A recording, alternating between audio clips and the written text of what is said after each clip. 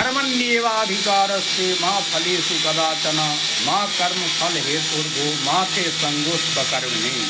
श्रीमद् भगवद गीता में भगवान श्री कृष्ण अर्जुन से कहते हैं, हे अर्जुन, तुम केवल कर्म करते रहो, कर्म करते चलो। वो भी कर्म जो है शास्त्र विहित जो कर्म है वह कर्म करते रहो। और तस्माद असक्ता सत्तम कार्यम कर्म समाचरा, असक्त हो करके माने आसक्ति रहित हो करके कार्यम कर्म इत्युक्ते ऐसा कहने का तात्पर्य है कि शास्त्र विहित कर्म करते रहो, तो केवल कर्म करते रहो, कर्म में ही तुम्हारा अधिकार है। कर्मण्येवाधिकारस्ते मा फलेषु कदाचन, उस कर्म का फल क्या मिलेगा नहीं मिलेगा उसमें तुम्हारा अधिकार नहीं है।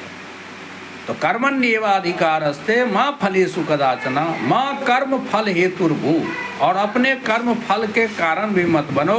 माते संगोस्त्वकर्मणि, और तुमको जो है अकर्म में आसक्ति न हो और कर्म में भी आसक्ति न हो।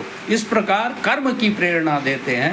हम लोगों को हमेशा कर्म के विषय में ही सोचना चाहिए, कर्म ही करना चाहिए, कर्म के फल के विषय में नहीं सोचना चाहिए। कर्म के फल के विषय में तो भगवान ही सोचते हैं कि हमको किसको क्या फल देना है।